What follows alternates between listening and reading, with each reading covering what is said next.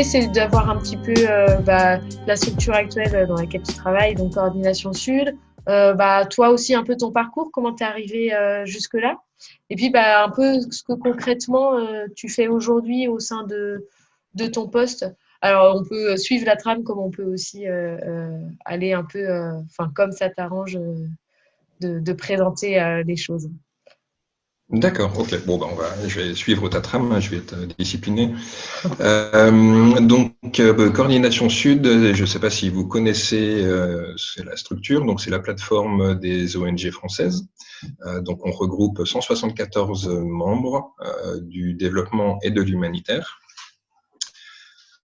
Ça a été créé il y a à peu près 25 ans. Nos activités se structurent autour de, on va dire, deux pôles. Une partie plaidoyer, où là on fonctionne avec des commissions thématiques. Donc il y a la commission jeunesse, je ne vais pas toutes les faire, mais en gros il y a jeunesse, humanitaire, agriculture, alimentation, climat, genre, etc.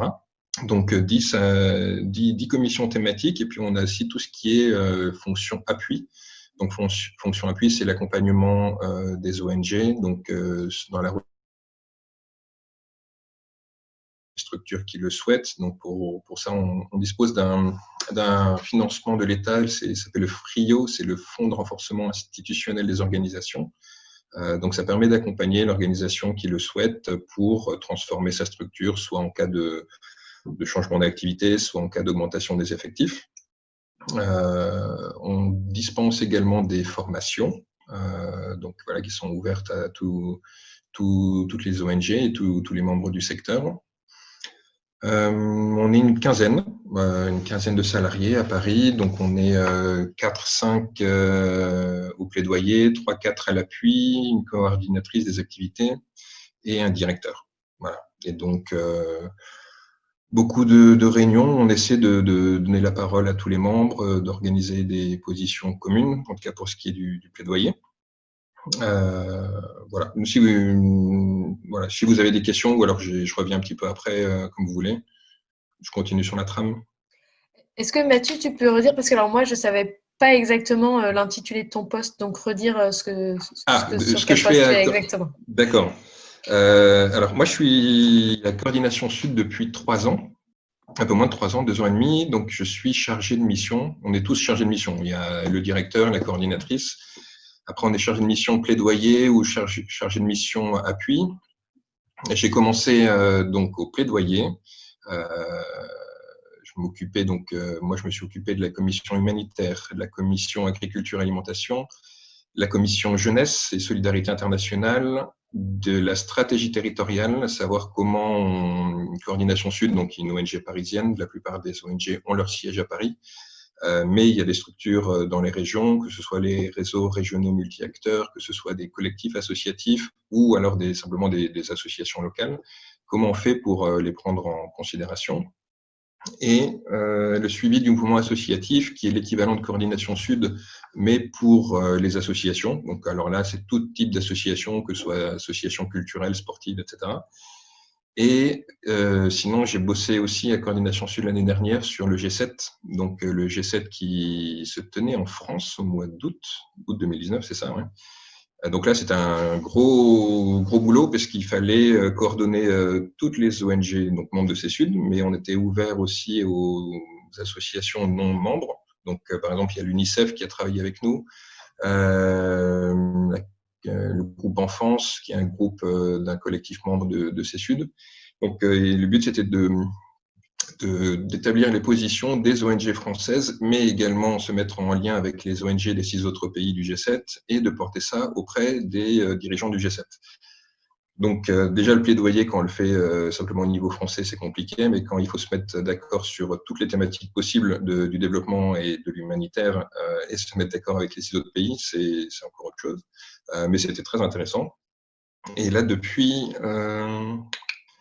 janvier, j'ai changé. On m'a proposé de m'occuper de la vie associative, qui est un petit peu moins clair que le suivi des commissions, mais c'est là, en gros, faire le suivi de tous les membres de Coordination Sud. Donc, voilà, les membres qui arrivent, les membres, faire en sorte que chacun trouve sa place à Coordination Sud. Donc, il peut y avoir des trucs très, très, très basiques comme simplement le suivi des cotisations, les candidatures pour le conseil d'administration, mais également les études à coordonner.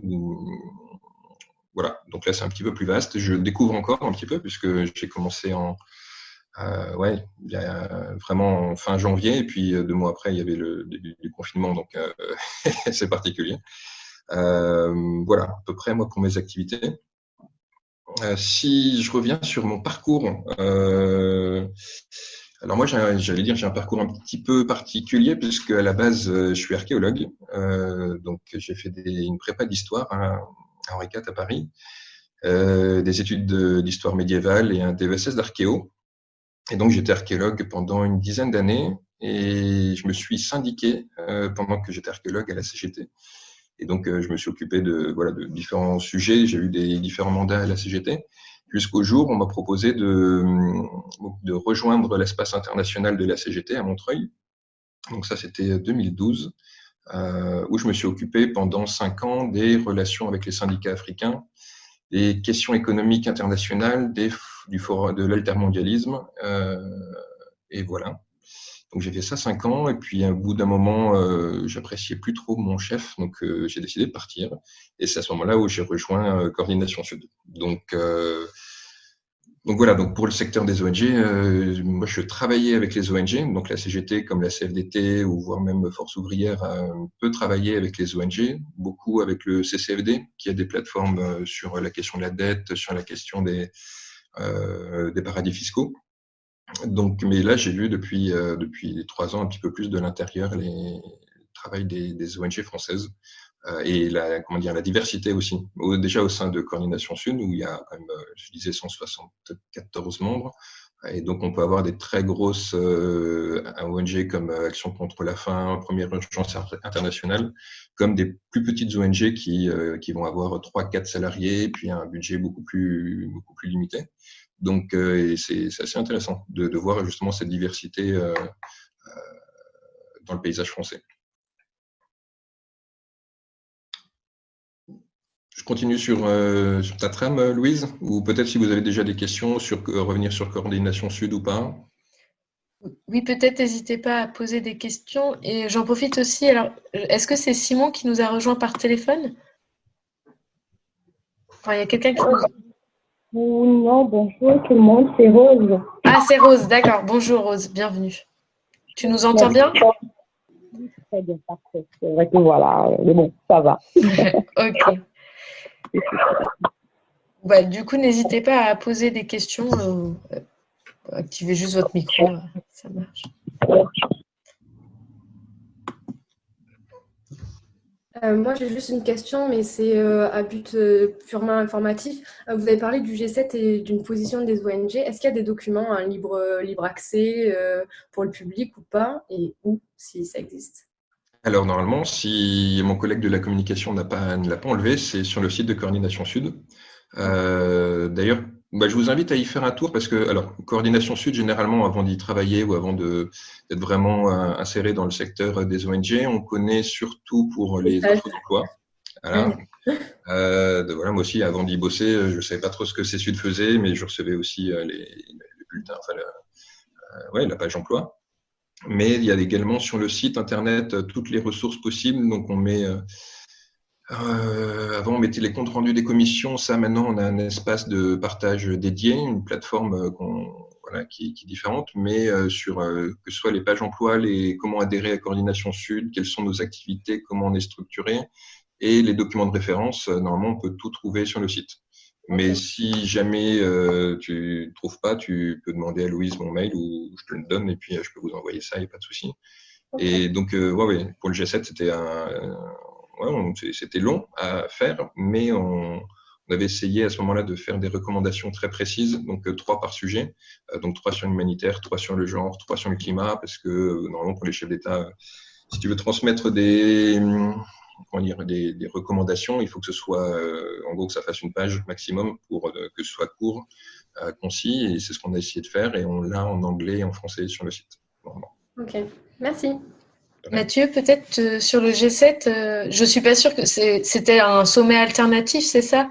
Euh, Non, non, non, non. non, ça c'était le vrai G7. Ok, alors c'est moi qui Non, non, confonds. c'est là où on va se faire.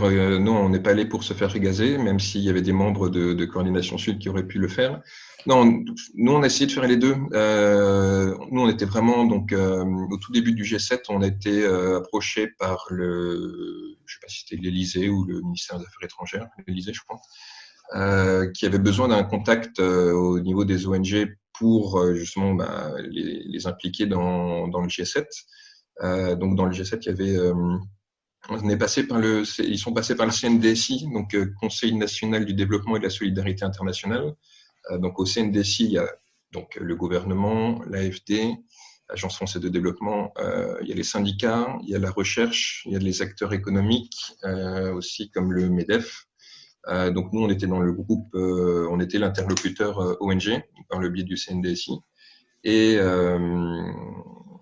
donc, l'objectif, c'est donc de participer aux réunions, d'essayer d'infléchir les positions de la France, déjà ce qu'ils voulaient mettre à l'ordre du jour. Donc, nous, on avait en focus premier, on avait les questions de genre, on avait les questions de climat, et je crois qu'on avait des parties sur le financement. Donc, ça, c'est ce qu'on a essayé de mettre. On avait toutes nos recommandations, mais ça, c'est les 3 points qu'on a essayé de mettre en avant. Et à côté de ça, il y a le CRID, qui est un des collectifs membres de Coordination Sud. Donc le CRID, c'est Centre de recherche pour l'information et d'information sur le développement, qui est, on va dire, un côté plus militant que Coordination Sud. Parce que alors, bon, moi je suis à la CGT, donc mes idées politiques sont plus à gauche qu'à droite, mais Coordination Sud, de par la diversité de ses membres, on va de la gauche à la droite. On peut avoir des ONG, certes de développement ou humanitaire, mais qui peuvent être un peu, il y en a qui sont plus progressistes que d'autres, on va dire, même si voilà, on a quand même des valeurs communes. Mais donc Coordination Sud, on essaie de trouver des positions qui rassemblent tous les membres. Donc forcément, on est sur des positions parfois un petit peu consensuelles, ce qui peut agacer certains. Le CRID, ils sont moins nombreux, ils ont un côté parfois un peu plus militant. Et plus marqué à gauche, et donc il s'occupe notamment il y a les universités d'été du CRID, il participe aussi dans les forums sociaux mondiaux. Donc moi j'avais connu le CRID à ce moment en premier lieu parce qu'il s'occupait d'avoir des délégations pour ça.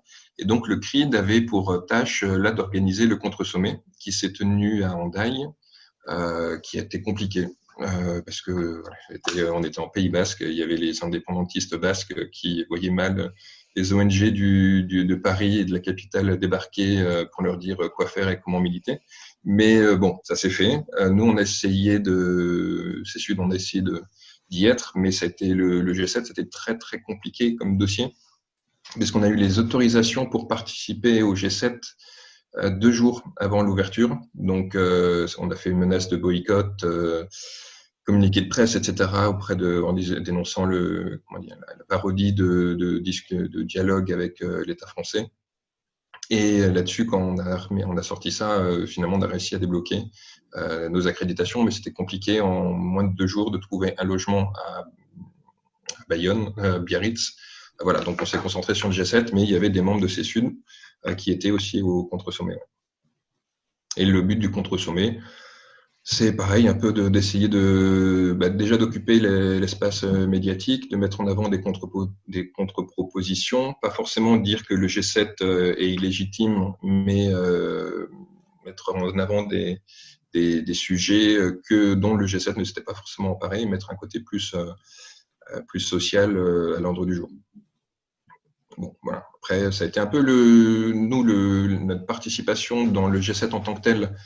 On a fait des communiqués de presse tous les jours, on a fait un bilan, etc. Bon, on est comme on était moins critique du gouvernement. En tout cas, on était plus dans, on va dire, ce qu'on appelle la co-construction. Ça n'a pas été forcément repris, tandis que le CRID et le contre-sommet, vu qu'il y a eu quelques manifs et qu'il y a eu des gens, le camping où ils se sont fait gazer.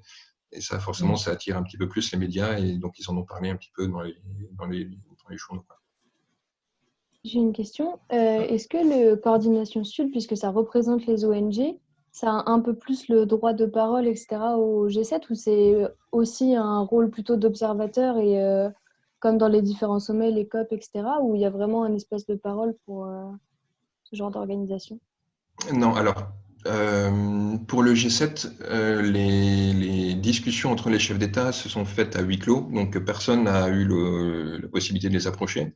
Après, c'est vrai que Coordination Sud, vu qu'on représente les ONG, quand on demande un rendez-vous, qu'on dit quelque chose, on est écouté. Donc là, ce qui était pas mal, c'est qu'on avait la conseillère du président, donc de Macron, et un autre de ses collègues qui nous ont fait des points réguliers. Donc chaque jour sur les débats, nous on a essayé de leur dire ce qui nous paraissait important. Donc ça, oui, c'est quand on interpelle les pouvoirs publics, généralement on est entendu. Quand on fait des réunions, donc par exemple sur l'aspect humanitaire, donc au centre de crise et de soutien, donc au ministère des Affaires étrangères, on a sur l'humanitaire, il y a un groupe de concertation humanitaire qui se tient tous les 2 mois. Et donc après le directeur du centre de crise qui prend la parole, c'est toujours le président ou la présidente. Là, c'est un président actuellement. C'est toujours, on donne toujours la parole en deuxième point au président de Coordination Sud. Et c'est pareil pour le CNDSI, c'est pareil pour voilà toutes ces formes d'instances-là, du fait de la représentation du secteur par ces Sud-Ouest. Et là, je peux mettre en avant mon expérience syndicale et ONG. C'est beaucoup plus facile de prendre la parole en tant qu'ONG. Le dialogue est beaucoup plus facile, constructif, je sais pas, mais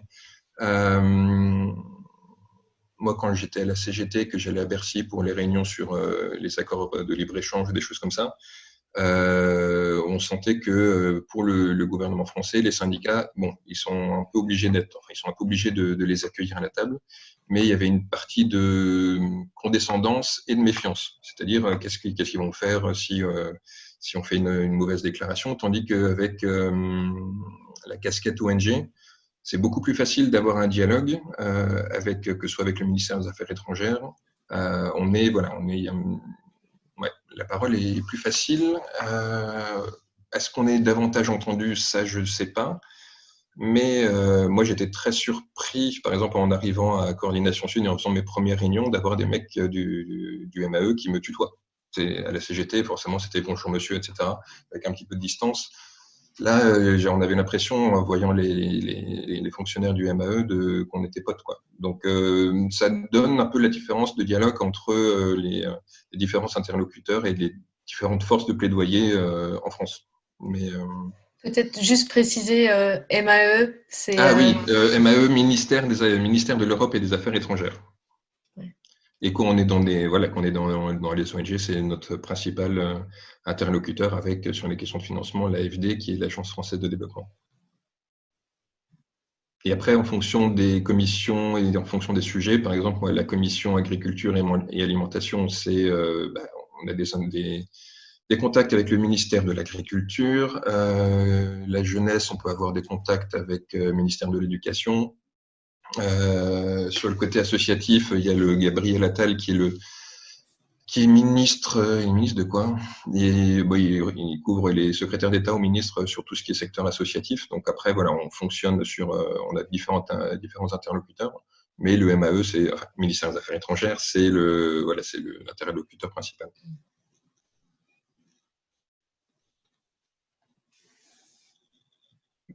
Alors, c'était quoi les autres questions après, Louise? Ce que j'apprécie le plus et le moins, c'est ça? Ou vous avez d'autres questions peut-être? Non, je continue? Vas-y, hein. Ouais, n'hésitez pas à prendre la parole si vous le souhaitez. C'est toujours un peu plus délicat par vidéo, c'est moins réactif, mais en tout cas, n'hésitez pas à activer votre micro, même si vous coupez un petit peu et à dire. Non, pas de souci. Donc, oui, les 2 dernières questions. Conseiller insertion pro à la fin, vaste question. Et ce que j'apprécie le plus et le moins dans ce secteur, moi déjà, c'est ce que j'apprécie le plus. Pour moi, c'est un boulot qui a du sens. C'est au moins qu'on se lève le matin, même si c'est long, notamment sur le plaidoyer, de faire changer les positions gouvernementales pour ce qui est vraiment aspect plaidoyer, ça peut être long, mais au moins on se dit qu'on est une forme de garde-fou et qu'on a besoin de ça dans une démocratie. Après, quand j'étais à la CGT, moi, et que je m'occupais des syndicats, je faisais des missions de terrain. Donc là, c'était complètement différent. Et là, on a un contact aussi direct avec les populations. Et ça, c'est l'aspect aussi que j'apprécie, c'est le côté enrichissant, le côté concret de se déplacer pour avoir une mission précise. Et même s'il y avait une partie de plaidoyer, voilà, c'est l'aspect concret qu'on peut avoir. Alors certes, c'est certain que pour toutes les ONG humanitaires, je vois il y en a qui vont s'occuper de la logistique, il y en a qui vont s'occuper de l'organisation des missions, il y en a qui sont sur du plaidoyer, mais donc il y a plein de métiers possibles, métiers différents dans ces secteurs-là, en fonction de ce qu'on souhaite. Moi, c'est vrai que j'ai un aspect plus plaidoyer depuis ces dernières années, donc il y a cet aspect-là qui est l'aspect enrichissant qui est de découvrir plein de sujets.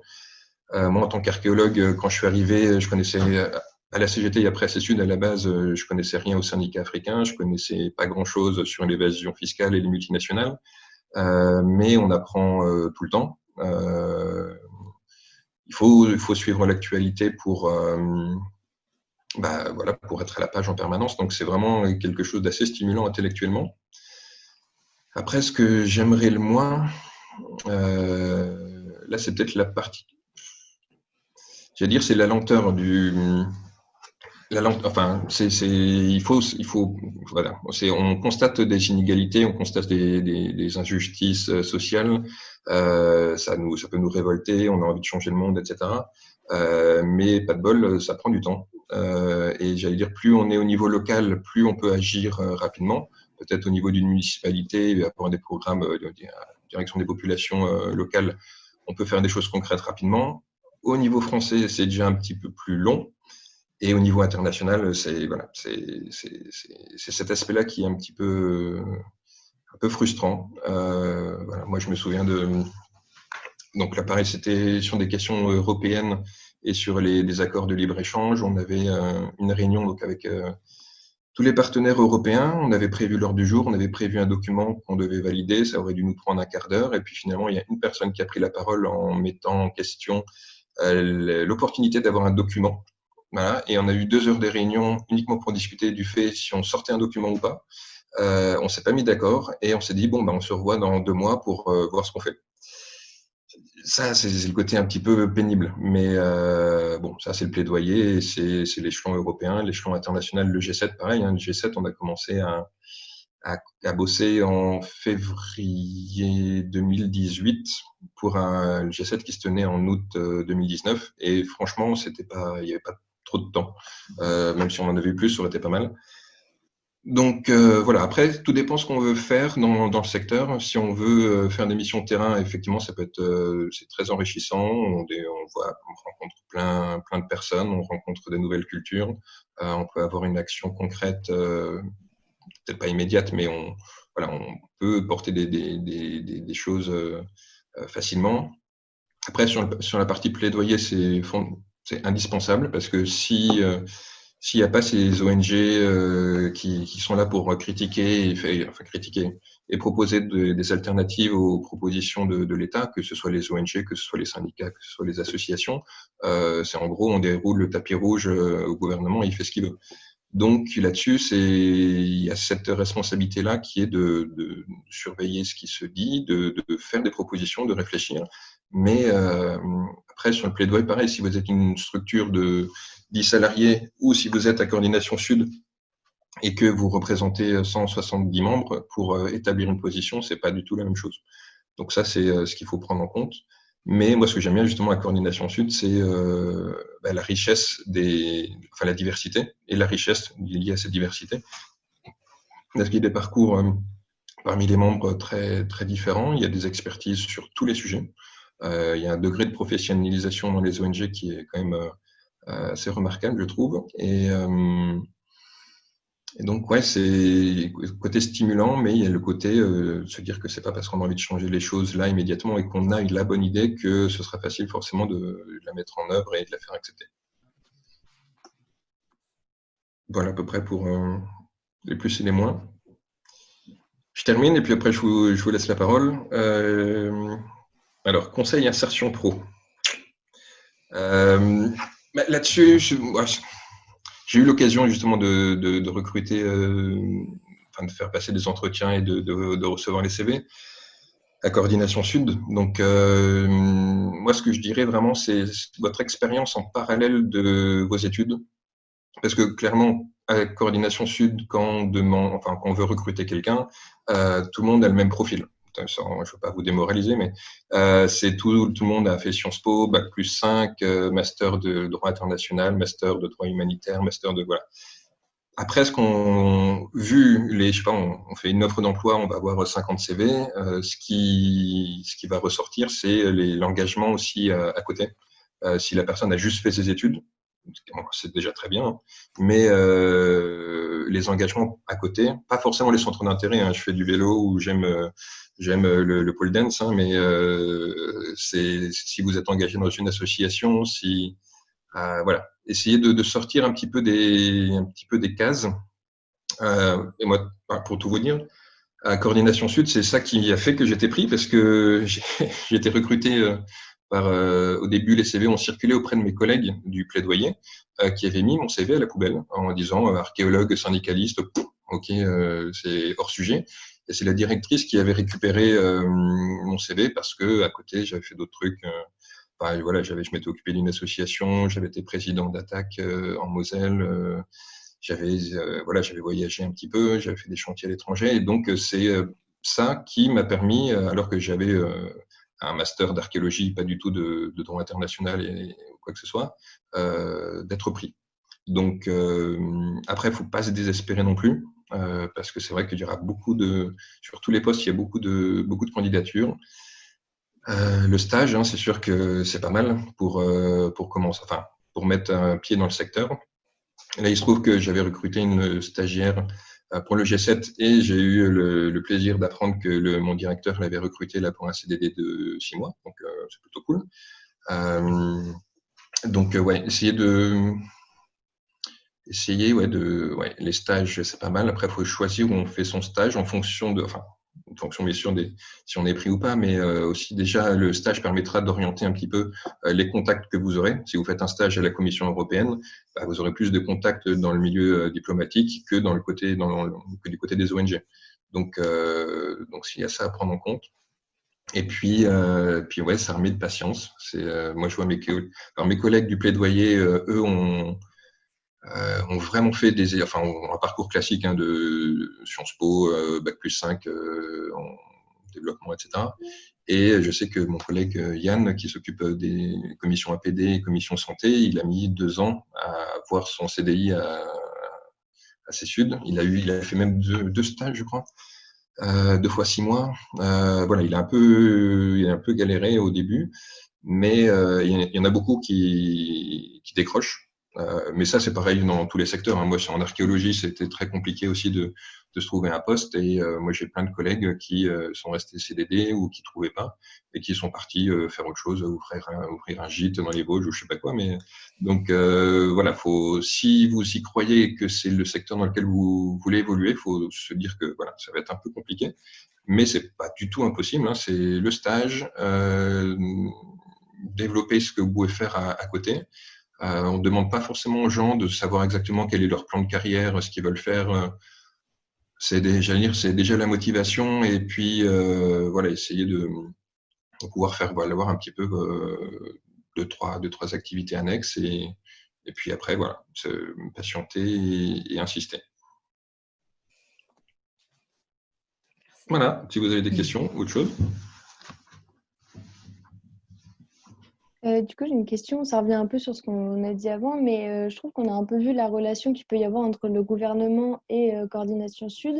Mais par contre, j'arrive pas trop à voir comment les ONG, elles vous contactent et quel lien vous entretenez avec elles.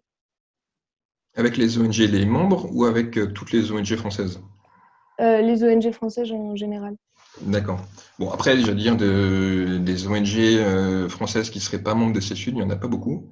Il y a Amnesty International, il y a Greenpeace, enfin, il y a 2-3 ONG qui sont très à cheval sur leur indépendance, qui ne vont pas demander de financement de l'État ou quoi que ce soit, qui ne sont pas membres.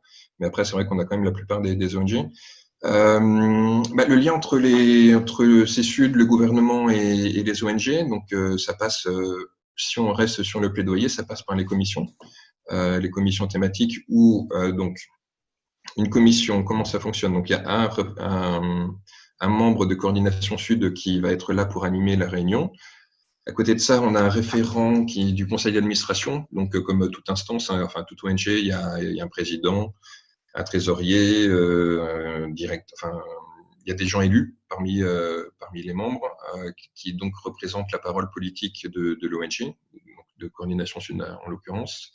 Donc, dans une commission, il y a un membre salarié de CESUD, un référent du conseil d'administration et un chef de file qui est là aussi pour épauler, pour travailler avec le membre du secrétariat de CESUD. Donc, c'est un trinôme. Et donc, ces commissions, on les réunit à peu près toutes les 6 semaines à 2 mois. On y fait notre plan de travail, on y fait nos documents de plaidoyer et on demande surtout, par le biais de cette commission, on demande des rendez-vous auprès des ministères concernés. Et quand on fait un rendez-vous de plaidoyer, mettons sur la crise au Yémen, on organise la délégation avec les membres de la commission. C'est pas juste le salarié de CESUD qui va aller tout seul au ministère des Affaires étrangères. On y va et on se répartit les prises de parole. Et donc, si on va au MAE sur le Yémen, on va organiser la prise de parole avec une prise de parole d'action contre la faim, une prise de parole de première urgence internationale sur un autre aspect. Donc, on essaie de cadrer comme ça. Et toutes les ONG qui le souhaitent peuvent devenir membres. Alors, il y a plusieurs types de membres. Il y a les membres directs qui peuvent être élus, qui peuvent participer, voter aux AG. Il y a les membres associés qui ont qui payent moins, qui peuvent pas être élus, mais qui participent à ces commissions-là. Et n'importe quelle ONG membre de Coordination Sud peut participer à l'ensemble des commissions ou de nos travaux. Et là-dessus, on précise, les commissions en tant que telles n'ont pas une valeur juridique légale. C'est à chaque fois il y a la commission humanitaire, mais c'est un groupe de travail.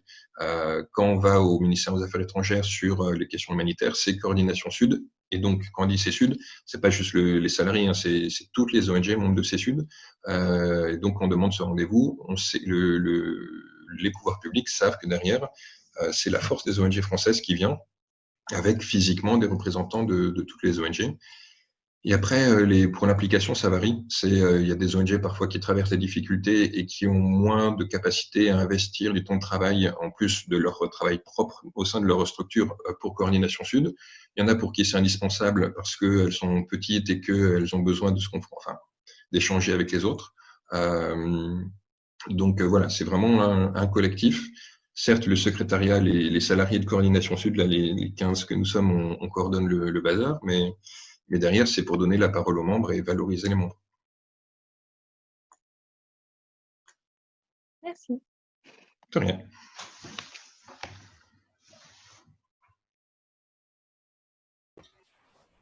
Moi, je me posais une question. Est-ce que ça a dû déjà arriver, mais est-ce que dans votre expérience, qu'en fait, il y a l'air d'avoir des membres très divers et ça doit être difficile en fait de parfois arriver à un consensus ou à une décision commune. Du coup, vous disiez déjà que c'était des fois qu'il y avait des lenteurs de processus du SA. Mais je sais pas s'il y a un exemple. Oui, si un exemple, j'en ai un tout fait qui vient rapidement en tête, notamment sur le G7, parce que sur le G7, on aurait voulu avoir, alors on a fait un document qui fait, qui court. On a essayé de faire court, mais qui fait peut-être 10 pages, 15 pages, mais on aurait voulu avoir trois revendications, 3 recommandations clés à utiliser notamment auprès des médias. Et là c'est compliqué. Est-ce que pour 3 recommandations, sachant qu'on a tous les secteurs de la solidarité internationale, est-ce qu'on met en avant le genre? Est-ce qu'on met en avant le climat? Est-ce qu'on met en avant la protection de la biodiversité? Est-ce qu'on met en avant l'augmentation des financements à destination des ONG? Est-ce qu'on met en avant la souveraineté alimentaire et la lutte contre les crises alimentaires? C'est souvent parfois ça la difficulté quand on est vraiment au niveau entier de CESUD, c'est très compliqué parce que chaque ONG derrière après, faut pas être dupe non plus. Hein, les ONG membres de Coordination Sud, quand elles viennent dans une réunion, s'il y en a une qui est sur la santé, elle va défendre son beefsteak et elle va dire que la santé est prioritaire. Celle qui sera sur le climat va dire non, la santé c'est bien, mais si le climat il part en live, ça va pas aller, on sera tous malades aussi. Donc c'est un petit peu ça qui est compliqué. Parfois, là, sur le G7, on n'a pas réussi à en sortir 3. Donc, ça nous a pas forcément pénalisé. Enfin, moi, on a fait un sommet des ONG et donc la presse m'a appelé, pour savoir ce qu'on bricolait justement avec ce sommet-là. Donc là, j'étais un petit peu en difficulté parce que je me suis retrouvé avec le journaliste à sortir en 2 minutes, justement, 3 recommandations.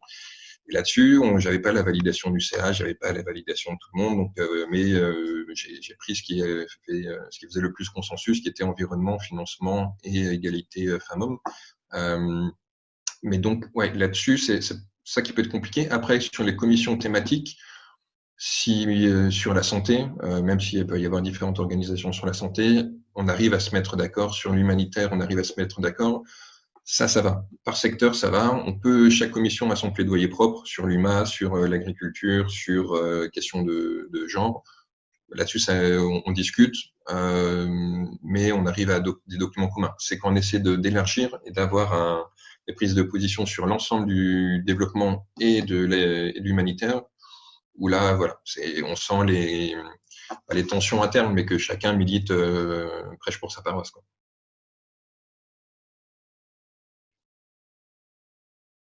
J'ai une autre question, c'est plutôt sur les financements. Comment ça se passe avec Coordination Sud? Est-ce que l'État donne un peu d'argent que vous redistribuez ou vous l'utilisez juste pour les projets de Coordination Sud? Je ne sais pas trop comment ça marche. Ouais, alors sur les financements, donc la plus grosse partie de ce qu'on reçoit, c'est l'Agence française de développement, l'AFD, qui nous verse, alors combien on touche, je ne sais pas. Donc c'est 50% de notre activité, mais c'est comme pour tous les projets, hein, tu déposes un triennal à l'AFD, donc un projet sur 3 ans, donc ça peut être un projet soit pour aller construire des écoles en Afrique ou alors pour faire renforcer la structuration de ton ONG.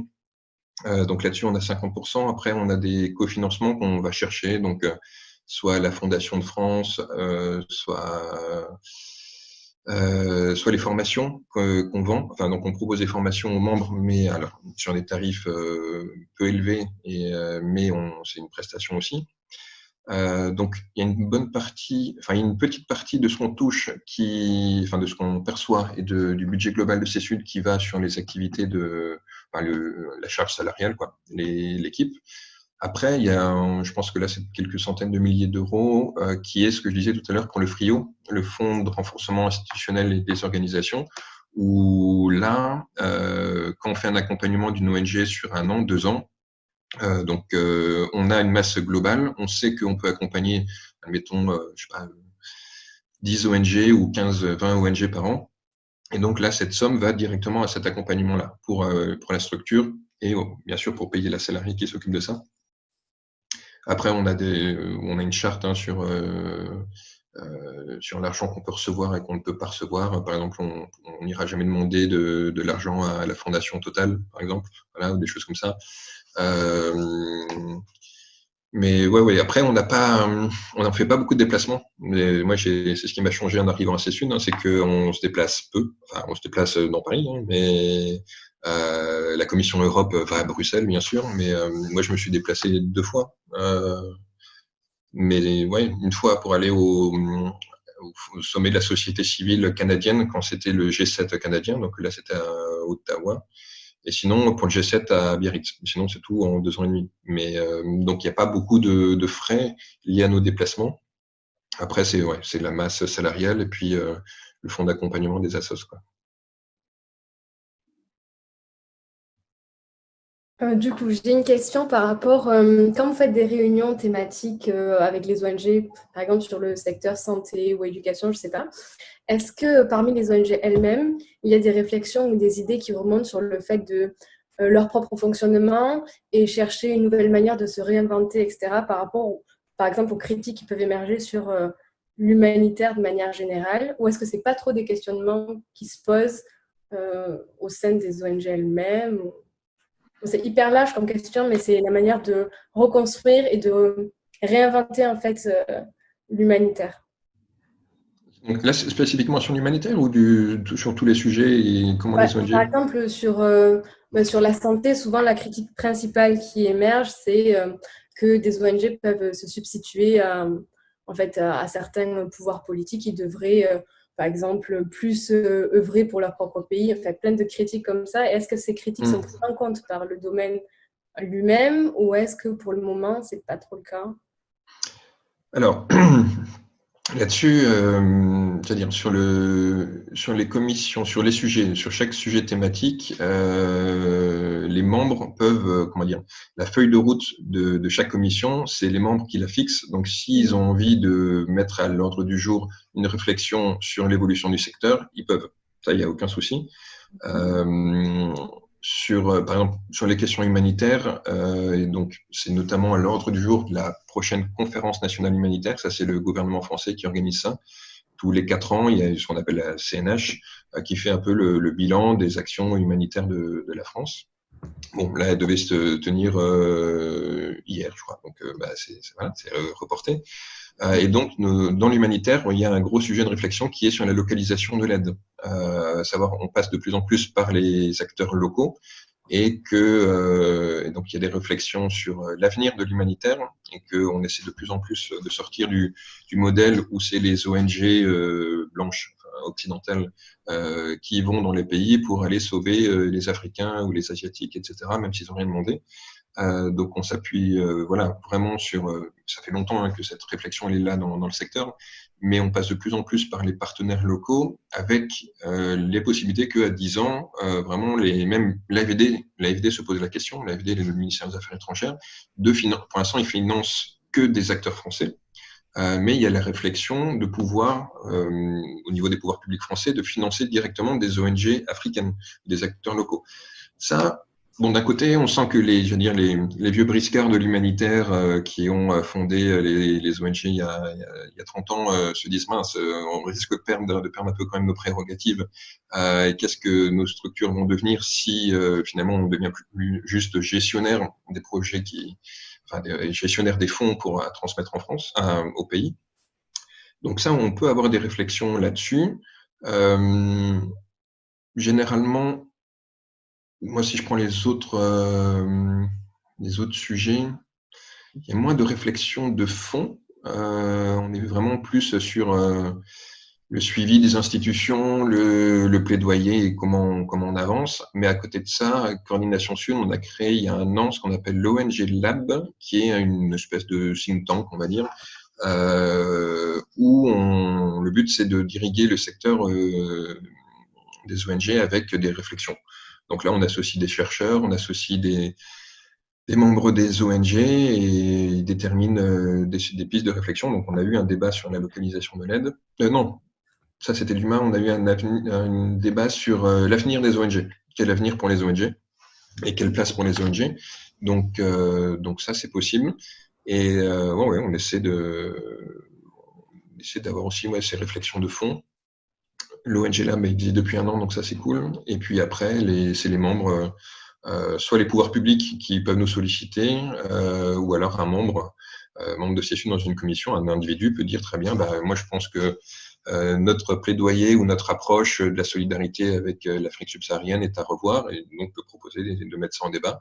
Et après, ça prend pas, quoi. Bon, généralement ça prend, mais ouais, c'est la liberté de chacun, mais c'est possible, ça existe.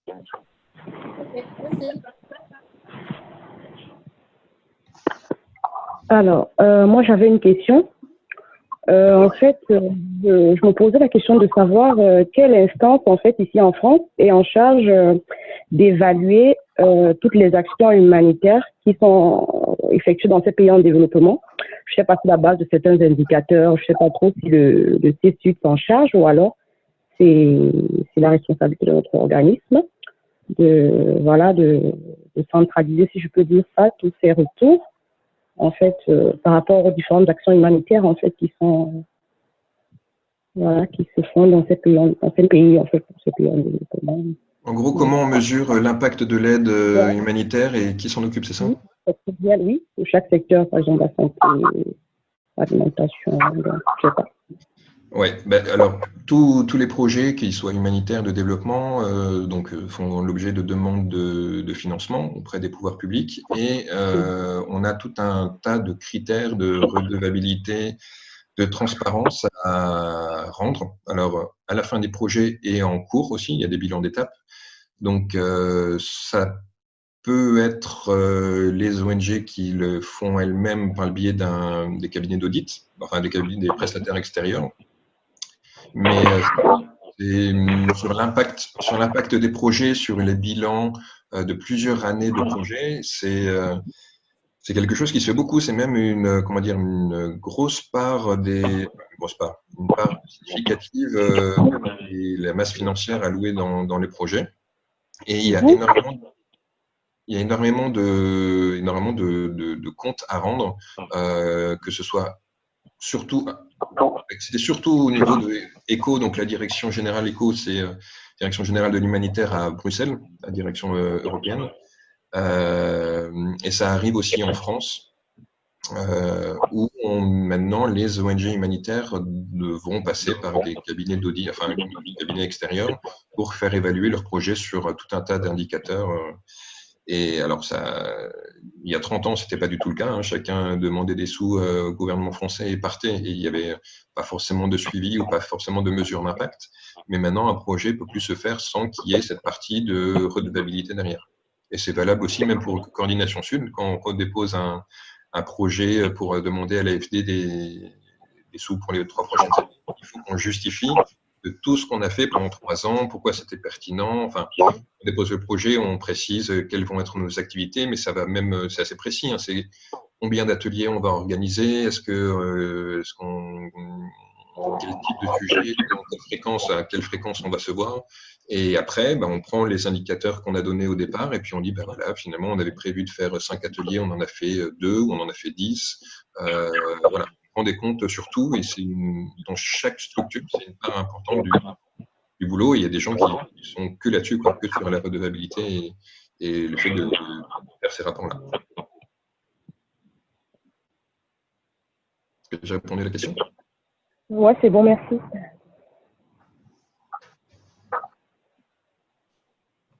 Alors, il est bientôt 18h. Est-ce qu'il y a encore quelques questions Ah oui, c'est l'heure de ma soupe et je vais me coucher. Oui. Enfin, je veux pas te retenir trop longtemps, Mathieu, ça va? Ah bah, vas-y. Tu n'hésites pas, hein, si… Non, mais je n'ai pas grand-chose. J'irais bien boire un verre, mais les bars sont fermés, donc ça sert à rien. Moi, c'est bon, c'est gentil. Merci pour vos réponses. Je t'en prie. Je suis vieux, mais vous pouvez me tutoyer quand même. Si vous avez besoin de me recontacter derrière, n'hésitez pas. Je savais pas trop. Okay, Du coup, je peux poser une dernière question. Enfin, une question. Un peu sur ton parcours, du coup. Est-ce que tu as eu un moment des formations pour passer entre archéologue, après, du coup, bosser à la CGT? Et puis, est-ce qu'à ce moment-là, du coup, tu as bossé plus sur quelque chose qui s'apparentait au plaidoyer, ce qui t'a amené à plus travailler sur du plaidoyer CSUD, ou si, du coup, c'est à ce moment-là que tu as eu un peu de formation sur ce poste-là? Ouais, alors quand je suis à la CGT, alors à la CGT, j'ai eu plein de formations, mais pas forcément sur le… Attends, je réfléchis. CGT, oui, j'ai eu beaucoup de formations. Si, tout à fait, puisque après je les animais, mais quand j'étais juste archéologue et syndiqué archéo et culture, j'ai participé aux formations sur le syndicalisme international. Donc là, c'était des modules de, 4 jours. Donc c'était 4 fois 4 jours. Donc j'ai essayé de suivre un petit peu comme ça. Après, j'ai commencé à être dans le groupe de travail de ma fédération. Donc moi, j'étais fédération de l'enseignement, recherche et culture, donc je voyais un petit peu le travail des autres. Donc j'ai appris un peu comme ça les formations, mais dispensées par la CGT elle-même, mais qui sont très bien. Hein. C'est aussi bien sur toutes les instances internationales, c'est qu'est-ce que le semestre européen, qu'est-ce que l'OIT, l'Organisation internationale du travail, comment fonctionne l'organigramme du MAE ou du Bureau international du travail, etc. Donc c'est pas mal. Le plaidoyer en tant que tel, je l'ai appris sur le tas, d'abord en tant qu'archéo, et j'étais donc secrétaire de ma section. Donc, c'est mes collègues qui m'ont appris à faire des communiqués de presse, voilà, parce que communiqués de presse en archéologie, on n'en fait pas des masses. Ou alors, c'est qu'il y a vraiment une bonne nouvelle. Mais, et après, à Coordination Sud, on a des formations, et quand je suis arrivé, ils m'ont mis 15 jours après, ils m'ont inscrit à la formation plaidoyer qui est durée 3 jours, je crois. Donc, il y avait le niveau 1, niveau 2. Donc, bon, comme j'avais déjà un peu fait de plaidoyer, j'ai fait le niveau 2 qui était intéressant. Après, ouais, le plaidoyer, ouais, il y a des formations qui existent, hein, ça c'est clair, qui sont bien faites. Et après, c'est aussi de voir en fonction d'apprendre aussi des collègues. On apprend tous, hein, même à Coordination Sud. Moi, je vois avec mes collègues sur l'Europe ou sur la santé, ils vont avoir d'autres types de pratiques que je peux avoir. Et moi, j'en ai eu d'autres sur le G7, etc. Donc, on apprend régulièrement, mais il y a des formations qui existent spécifiquement, mais qui ont besoin d'être complétées après par, j'allais dire, par le terrain, le quotidien.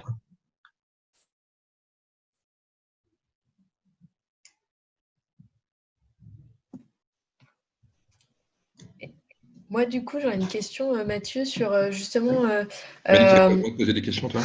Ouais, je m'accorde ce droit, je m'auto-accorde. Sur justement, quand tu étais à la CGT, sur le syndicalisme international, en fait, quel était un peu ton rôle? Comment ça fonctionnait? Comme tu as dit que tu as fait des missions de terrain. En fait, moi, j'avais pas du tout en tête cette possibilité aussi d'acquérir une expérience à l'international via le syndicalisme. Donc, si tu peux en toucher deux mots. Ok. Bon, on est reparti pour une petite heure, ça va. Non, je Non, mais... non, mais pas de souci. Non. Alors déjà, le secteur inter de la CGT, il est pas très connu. C'est même des adhérents. Même moi, quand j'étais à la CGT, je savais pas que il y avait des gens qui bossaient spécifiquement là-dessus. Donc c'est vraiment des permanents syndicaux, hein, qui sont recrutés. Moi, j'étais en détachement, mais bon, voilà, j'étais le seul. Donc sur l'Afrique.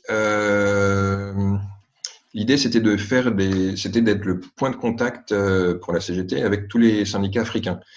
Pourquoi la CGT s'intéresse aux syndicats africains? Je fais un point d'histoire très très court, mais avant la décolonisation, quand les pays d'Afrique de l'Ouest, Madagascar à l'Est, etc., étaient français, les salariés étaient effectivement syndiqués à la CGT, comme quelqu'un qui serait dans la Creuse, en Bretagne, etc.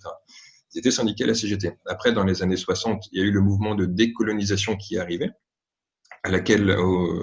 mouvement auquel la CGT a vraiment pris toute sa part et a poussé la décolonisation et l'indépendance de ces pays-là. Et quand les syndiqués de la CGT se sont trouvés indépendants et donc syndiqués congolais, togolais, etc., la CGT les a accompagnés dans l'organisation et la structuration de leurs syndicats.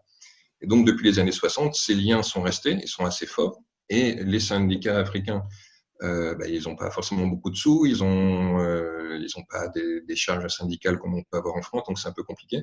Donc, depuis toutes ces dizaines d'années, la CGT continue à former les syndicalistes africains et à les aider dans leur pratique, à échanger. Et après, moi, les missions de terrain que j'ai pu faire, c'était où? C'était Cameroun, surtout.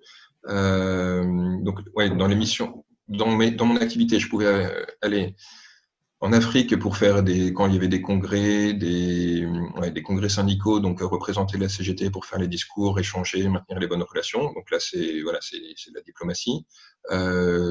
Dispenser des formations. Et après, il y avait également ce qu'on appelle les contrats de développement et de désendettement, c'est-à-dire que pour toutes les dettes contractées par les pays africains, la France, plutôt que d'annuler sèchement la dette, rembourse le pays africain, mais avec cet argent fléché sur des projets de développement. Donc là-dessus, l'idée, c'est d'aller contrôler l'utilisation, infléchir avec la France et avec le gouvernement africain concerné sur quel type de projet il faut orienter ces financements. Donc, ça peut être alphabétisation, création de routes, développement je sais pas, de réseaux électriques, etc., de désenclaver des régions. Donc là-dessus, l'idée, c'était d'aller aussi sur le terrain, recenser les besoins, vérifier la mise en œuvre des projets financés par savoir le Cameroun. Voilà, donc s'assurer de la bonne mise en œuvre du transfert des fonds de la dette camerounaise auprès de la France vers ces projets de développement. Et voilà, après, mes autres collègues, on avait tous soit une zone géographique à suivre, soit une thématique. Donc, à l'Inter, en tant que tel, on était 4, 5. Donc après, j'avais une collègue qui était sur l'Asie, une collègue qui était sur l'Europe, collègue sur Amérique, du nord au sud. Et donc là, en gros, les relations qu'on avait avec ces pays dépendaient en gros de leur développement et de l'histoire qu'il pouvait y avoir avec la CGT. Donc, mais la plus grosse activité, les liens les plus forts, c'était au niveau de l'Afrique, du fait du passé colonial, quoi. Oui. Et après, le reste des sujets, c'était du plaidoyer. C'était en gros les accords de libre-échange, l'évasion fiscale, les paradis fiscaux, quelles mesures on met en œuvre pour lutter contre l'évasion fiscale, et donc faire du plaidoyer à Bercy, donc ministère des Finances, etc., comme ce qu'on peut faire à ces sujets. Ok. Merci. Mais je t'en prie. Est-ce qu'il y a d'autres questions? Bon, j'espère que je ne vous ai pas trop saoulé. Non, merci beaucoup. Et donc, vous n'hésitez pas, hein, vous pouvez, enfin, je ne sais pas, vous appeler mon mail comme ça par Zoom, mais si vous avez besoin d'avoir encore des infos sur CESUD ou sur les supports qu'on a pu produire et les documentations, n'hésitez pas à demander à Louise mon mail et puis je vous enverrai ça sans souci. Merci. Ça marche. Merci. Bon. Merci beaucoup. Ben, merci beaucoup, Mathieu. Et bien, je vous en prie, bonne fin de journée à vous. Ouais, toi aussi. Au revoir. Au revoir.